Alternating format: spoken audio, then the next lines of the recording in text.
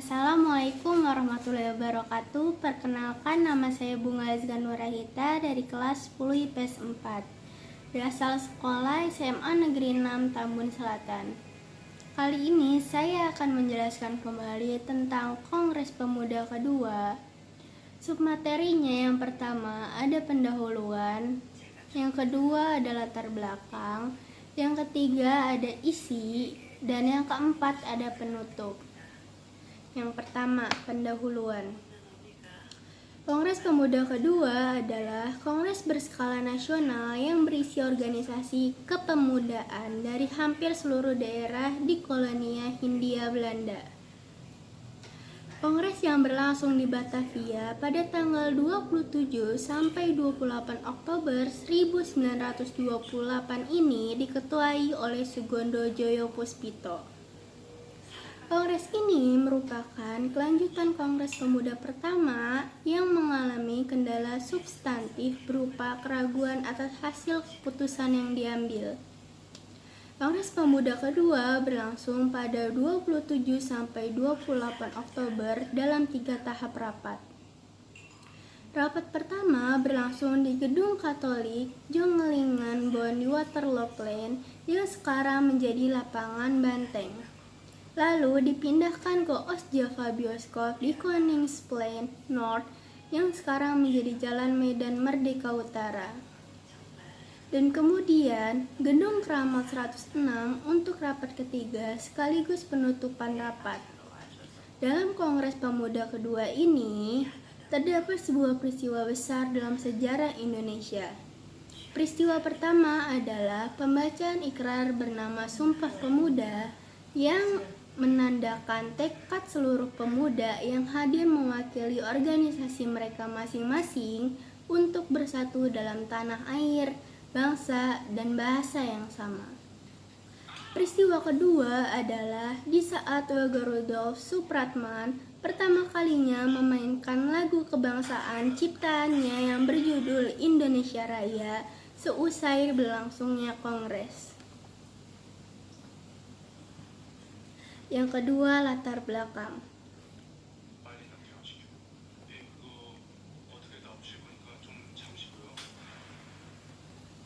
Kongres Pemuda kedua berawal dari sebuah keprihatinan atas gagalnya upaya Kongres Pemuda pertama yang diadakan tahun 1926 untuk segera mewujudkan cita-cita persatuan pemuda.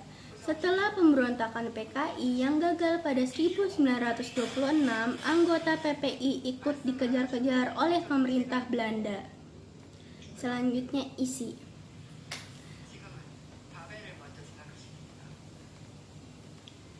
Susunan panitia kongres adalah sebagai berikut.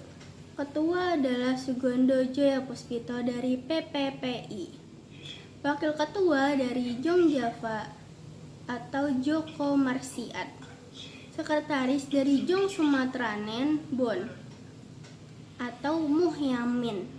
Bendahara dari Jong Bataks Bon atau Amir Syarifuddin.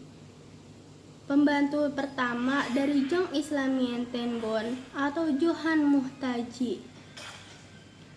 Pembantu kedua dari Pemuda Indonesia atau Kojo Sungkono. Pembantu ketiga dari Jong Celebes atau Senduk. Pembantu empat dari Jong Ambon atau Jeleimena. Dan pembantu 5 Rohjani dari Pemuda Betawi.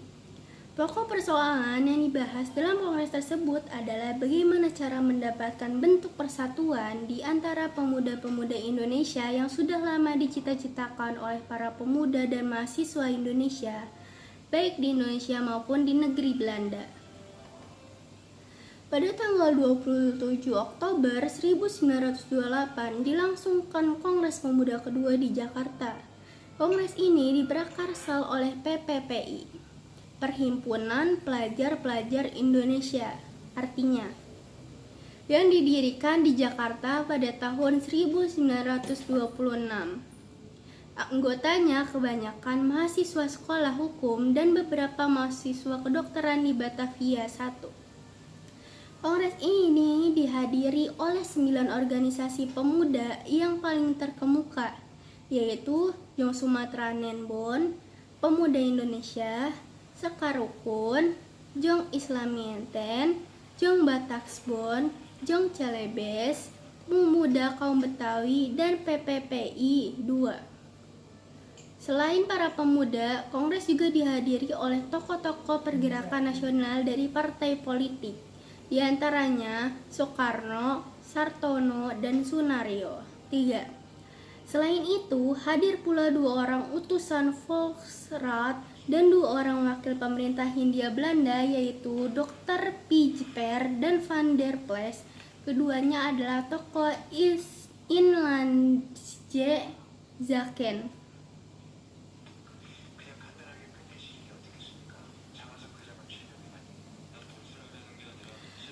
Kongres Pemuda kedua berlangsung dalam rapat umum terbuka di 3 tempat yang berbeda, menampilkan 3 prasaran, yaitu Persatuan dan Kebangsaan Indonesia oleh Muhyamin, Pendidikan oleh N.N. Purnomo Wulan, Darwono dan S. Mangun Sarkoro, Kepanduan oleh Ramelan dan M.R. Suwaryo pada rapat umum yang ketiga yang juga merupakan sidang penutup Kongres.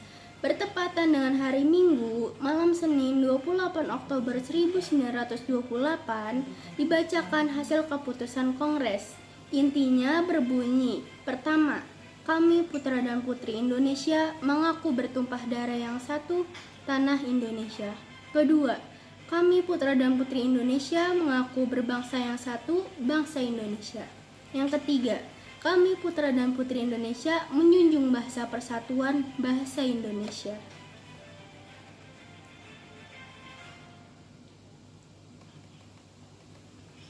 Yang terakhir, penutup. Inilah yang kemudian dikenal sebagai Sumpah Pemuda dan dibacakan kembali pada setiap upacara peringatan Hari Sumpah Pemuda tanggal 28 Oktober setiap tahun. Pada sidang penutupan itu pula diperdengarkan lagu Indonesia Raya untuk pertama kalinya di depan umum oleh paduan suara yang terdiri dari anggota-anggota PPPI, dipimpin oleh Bintang Sudibyo atau Ibu Sud, diiringi gesekan biola oleh penciptanya sendiri, Wage Rudolf Supratman, Pernyataan Ikrar, Satu Tumpah Darah, Satu Bangsa, dan Satu Bahasa oleh peserta Kongres. Disusul dengan tekad dan keyakinan bahwa asas itu wajib dipakai oleh segala perkumpulan kebangsaan Indonesia. Kongres Pemuda kedua yang melahirkan Sumpah Pemuda pada dasarnya merupakan kelanjutan dari Kongres Pemuda pertama yang dilaksanakan 2 tahun sebelumnya.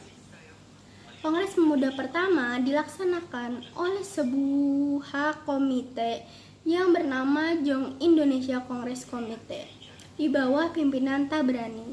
Anggota-anggotanya terdiri dari wakil organisasi pemuda yang ada waktu itu. Sekian dari saya. Wassalamualaikum warahmatullahi wabarakatuh.